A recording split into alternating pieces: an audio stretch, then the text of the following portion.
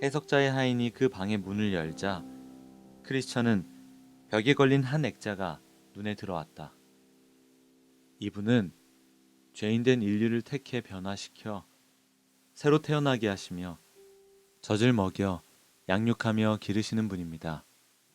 그의 손에는 가장 귀한 책이 쥐어져 있고 그의 눈은 하늘을 향하고 있지요. 그의 입술은 진리를 말하는데 이는 어둠을 빛으로 밝혀서 죄인들로 하여금 자신들의 죄인됨을 깨닫게 한다는 뜻입니다. 또한 그분은 보시는 것처럼 간청하는 듯한 표정으로 서 계신데 이는 자신의 택한 백성을 위해 중보하시는 모습입니다. 당신의 가는 길에는 당신을 유혹해서 사망의 길로 끌고 가려는 세력들이 많습니다. 그럴 때마다 이분을 생각하세요. 오직 이분만이 당신의 구원자 되십니다. 해석자는 크리스천의 손을 끌고 매우 넓은 거실로 데리고 갔다. 거실은 한 번도 치우지 않았는지 먼지로 가득 차 있었다. 방을 한참 둘러보던 해석자는 어떤 남자에게 그곳을 청소하라고 지시했다. 그 사람이 쓸기 시작하자 온통 먼지가 날아다녔다. 크리스천은 거의 질식할 지경이었다. 그때 해석자가 옆에 서 있던 소녀에게 물을 가져다가 방에 뿌리라고 지시했다. 소녀가 물을 뿌리자 먼지가 가라앉았고 방은 깨끗하게 되었다. 이 거실은 복음으로 성화되지 못한 인간의 마음입니다. 처음 방을 쓸었던 자는 율법입니다. 율법은 죄를 발견하게 하고 죄를 금하지만 죄를 해결하지는 못해 오히려 죄를 되살아나게 합니다. 그리고 물을 뿌린 소녀는 복음입니다. 소녀가 방에 물을 뿌려 먼지를 가라앉힌 후에야 방이 깨끗해졌습니다. 복음이 인간의 마음에 영향을 끼치면 마치 이처럼 죄가 정복되고 진압된다는 것입니다. 해석자는 크리스천의 손을 끌고 한 작은 방으로 데리고 들어갔다. 방 안에는 두 어린아이가 있었는데 한 아이의 이름은 정욕, 다른 아이의 이름은 인내였다. 정욕은 불만이 가득 차 보였으나 인내는 매우 조용히 있었다. 저 아이들의 아버지가 아이들에게 내년까지 기다리면 가장 좋은 것들을 주겠다고 했는데도 정욕은 지금 당장 모든 것을 다 가지고 싶어 하죠. 그러나 인내는 기꺼이 기다리고 있는 것입니다. 정욕은 이 세상에 속한 육의 사람입니다. 그들은 지금 당장 세상의 모든 것을 얻고 즐기고 싶어하며 종말을 바라보지 않습니다. 인내라는 아이는 훌륭한 지혜를 소유한 것 같습니다. 귀한 것을 위해 참고 기다릴 줄 알고 결국 다른 사람들이 거짓 신세가 되었을 때 인내는 자신의 영광을 취할 것이니까요. 아니, 더 중요한 것이 있어요. 현세의 영광은 순식간에 사라지지만 장차 우리에게 나타날 미래의 영광은 결코 썩어 없어지지 않을 것입니다. 정욕이 먼저 좋은 것을 얻었다고 인내를 비웃을 이유가 없고 오히려 인내가 정욕을 비웃게 될 것입니다. 아, 이제야 깨달아지는군요. 당장 눈앞에 있는 것들을 탐내기보다 장차 올 미래의 영광을 기다리며 사는 것이 중요하다는 것을 말입니다.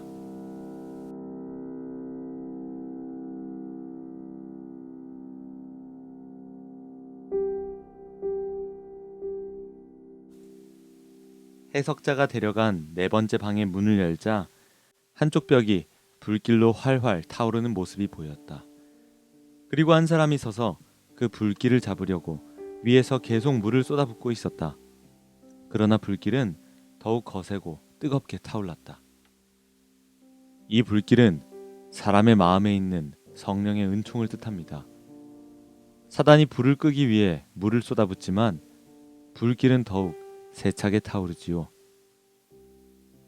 해석자는 크리스천을 벽의 뒤쪽으로 데리고 갔다. 그곳에는 기름 항아리를 들고 몰래 기름을 퍼붓고 있는 한 사람이 있었다. 이분이 바로 그리스도이십니다. 마음속의 은총을 보존하기 위해 끊임없이 은혜의 기름을 계속 부어주고 계시는 것입니다. 그래서 마귀가 아무리 불을 끄려고 해도 끄지 못하는 것입니다.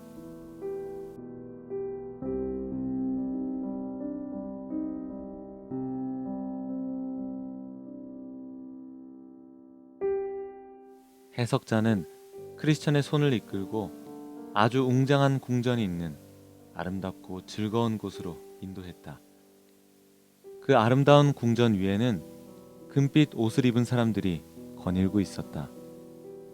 가까이 가보니 대문 앞에 궁전에 들어가기를 바라는 많은 사람들이 웅성거리고 있었다.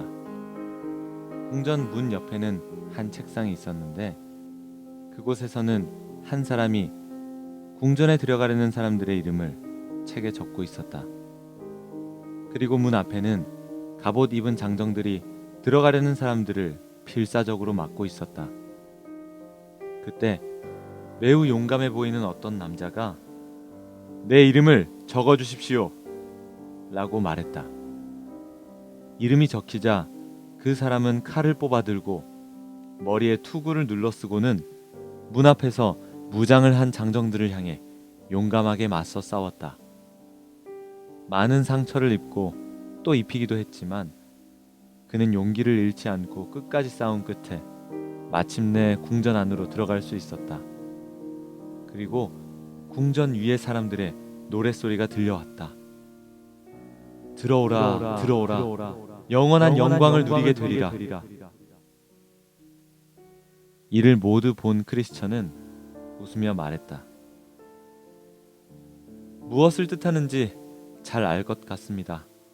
이제 저는 길을 떠나야 하겠습니다. 아니요, 아직 당신에게 더 보여드릴 것이 있습니다.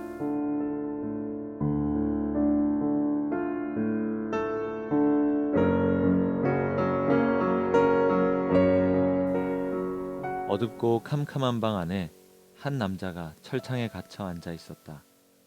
그는 깊은 슬픔에 젖어 바닥에 시선을 고정한 채 땅이 꺼질 듯이 한숨만 내쉬고 있었다. 당신은 누구신데 왜 여기에 있습니까? 지금의 난 과거의 내가 아닙니다. 나도 한때는 모든 사람들이 인정해주던 훌륭한 신자였고 지식도 많은 사람이었소. 그 당시만 해도 확신과 기쁨에 찬 생활을 하며 살았지요. 그러나 나는 이 철창 안에 갇혀 아무데도 갈 수 없는 절망의 인간이 되었습니다. 아무리 노력해도 이 절망감에서 벗어날 수가 없습니다.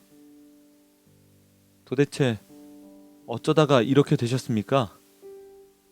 항상 깨어 기도하지 못했고 그로 인해 세상적으로 살면서 내 정욕이 나를 둘러 감았고 말씀을 거역하는 죄를 범했습니다.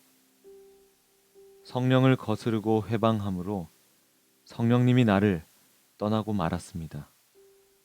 그랬더니 마귀의 노예가 되어버렸습니다. 이 세상 정욕, 쾌락, 헛된 부귀영화가 날 행복하게 해줄 것이라 생각했는데 오히려 독충처럼 나를 물어뜯고 괴롭히고 있어. 이 사람의 비참함과 고통을 잘 기억하십시오. 끝까지 마음속에 지침이 되어야 합니다.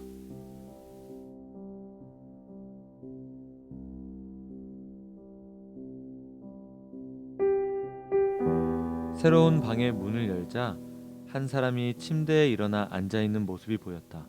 그 사람은 매우 떨고 있었다. 당신은 왜 떨고 있습니까? 지난밤 꿈을 꾸었는데 하늘이 암흑으로 뒤덮이고 우레와 번개가 아주 무섭게 내리쳤어요. 그때 구름 위에서 요란한 나팔 소리가 들리더니 천지가 진동하고 구름 위에서는 어떤 사람이 수천 명의 시중을 받고 있는 모습이 보였습니다. 그분 주위의 구름들은 모두 불길을 뿜고 있어서 하늘이 전부 불바다였어요. 그때 우렁찬 목소리가 들렸습니다. 일어나라, 너희 죽은 자들아, 깨어서 일어나 심판을 받으러 올라오라. 그러자 사방에서 바위가 갈라지고 무덤이 열리면서 죽은 자들이 살아 걸어 나왔어요. 가라지와 쭉정이와 지푸라기들은 모두 거두어 불못에 던지우라. 그때 바로 내가 서 있는 곳에서 밑이 없는 구덩이, 바로 지옥문이 열렸어요. 지옥문 입구에서는 연기와 화염이 엄청나게 쏟아져 나왔고 소름이 끼칠 정도로 처참한 비명소리가 여기저기서 들려왔어요. 알고 옷을 곳간에 모아들이라. 그러자 많은 사람들이 구름 속으로 들려 올라갔어요.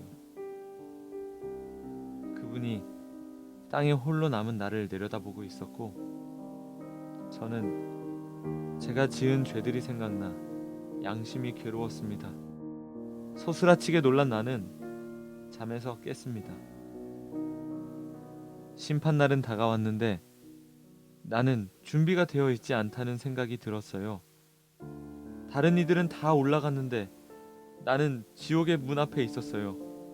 그리고 심판 주께서 나를 노엽게 바라보시고 나는 피할 수도 없었습니다. 지금까지 본 것들을 신중히 생각해 보셨습니까? 예, 제 마음에 두려움과 기쁨을 동시에 갖게 되었습니다. 그래요, 좋은 교훈이 될 수 있도록 지금껏 보았던 일들을 명심하십시오. 앞으로 당신이 가는 길에 이것이 힘이 되길 바라겠습니다.